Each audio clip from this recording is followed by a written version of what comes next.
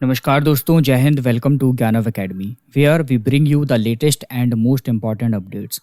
तो आज पार्लियामेंट में वक्फ अमेंडमेंट बिल इंट्रोड्यूस किया गया और इसके बाद पूरे देश में एक डिबेट स्टार्ट हो गई है। क्या इस वक्फ बोर्ड में महिलाओं को पावर मिलेगी?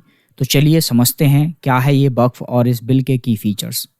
सबसे पहले देखते हैं कि इस बिल में क्या क्या मेजर पॉइंट्स यहाँ पर शामिल किए गए हैं। पहला तो वक्फ प्रॉपर्टीज़ की रजिस्ट्रेशन से रिलेटेड है और उसके बाद जो मुस्लिम वुमेन्स हैं उनके रिप्रेजेंटेशन से भी रिलेटेड यहाँ पर एक पॉइंट जोड़ा गया है।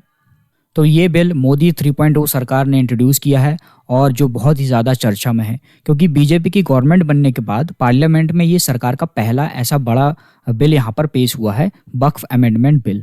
ये बिल जो है वो वक्फ एक्ट 1995 को मॉडिफाई करने के लिए लाया गया है और इसका नया नाम जो है वो unified Waqf management empowerment efficiency and development act यहाँ पर हो जाएगा। सबसे पहले जानते हैं कि वक्फ आखिर होता क्या है। तो सिंपल टर्म्स में वक्फ एक ऐसी प्रॉपर्टी होती है जो सिर्फ रिलीजियस या चैरिटेबल पर्पस के लिए डोनेट की जाती है।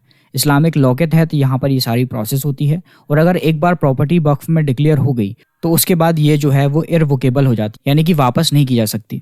आपको ये जानकर हैरानी होगी कि देश में लगभग 30 वक्फ बोर्ड्स यहाँ पर हैं जो 9 लाख एकड़ से ज़्यादा ज़मीन मैनेज करते हैं, जिनकी एस्टिमेटेड वैल्यू अगर हम निकालें तो लगभग 1.2 लाख करोड़ होगी। ये वक्फ बोर्ड्स रेलवे और डिफेंस मिनिस्ट्री के बाद भारत के 3rd लार्जेस्ट लैंड ऑनर्स हैं। अब बात करते हैं इस बिल के की फीचर्स के बारे में।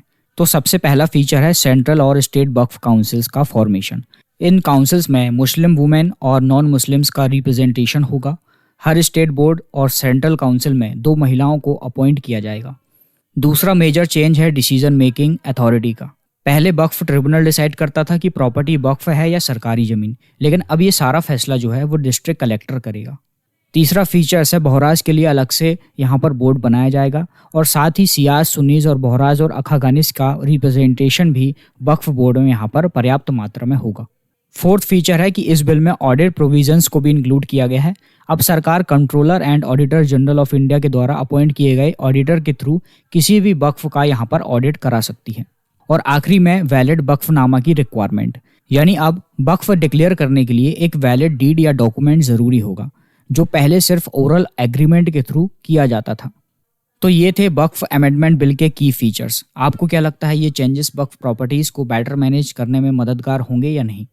अपने विचार हमें कमेंट में ज़रूर बताएं और अगर आपको ये वीडियो पसंद आई हो तो इसे लाइक करें, शेयर करें और हमारे चैनल ज्ञानव एकेडमी को सब्सक्राइब ज़रूर करें। Thank you. जय हिंद।